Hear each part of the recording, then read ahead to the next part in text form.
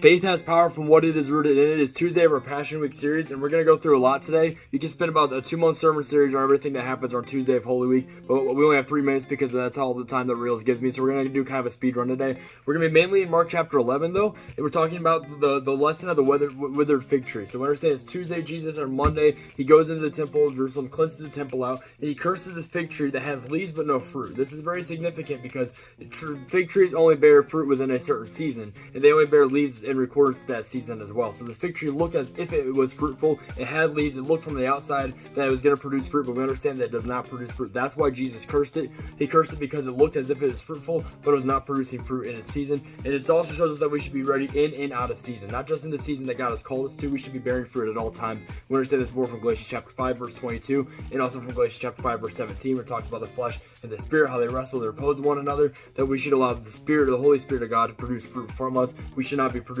fruit as much as we should be bearing fruit. That's the significance. That's the background here. But then we get to this point in the chapter where Jesus is talking about having faith in God. Truly I say to you, whoever says to this mountain, be taken up and thrown into the sea, and does not doubt it in his heart, but believes that what he says will come to pass, it will be done for him. This is very significant, saying having faith in God. It's your faith in God that gives you power. We all have faith. I would argue that those who don't believe in God actually have more faith than us who do believe in God, because they believe that everything came from nothing, where we believe that everything came from something. But that's besides the point. I digress. The point is that what you have faith in is going to give that power. We have faith in God, and because God is powerful, our faith then in turn has power. We're putting our faith in God. We're putting our trust in God. I know I'm speedrunning. Stay along with me, guys. And then it also, right after in verse 24, very significant.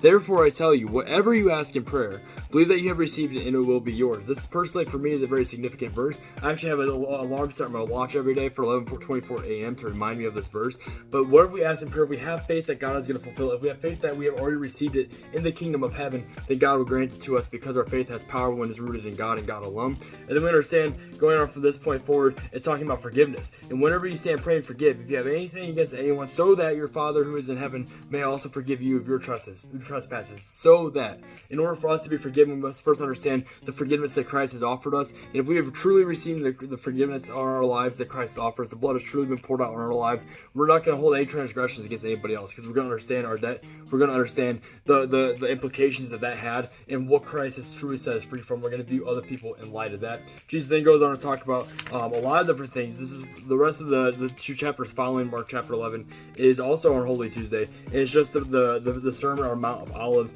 It talks about a lot of stuff with the Sadducees, talks about the great commandments of loving your neighbor, it repeats the Shema from Deuteronomy 6, 4, and 5, and he goes to talk about a lot of eschatology and the time stuff. But that's our speedrun of Holy Tuesday. There's a lot that happens today. God bless y'all.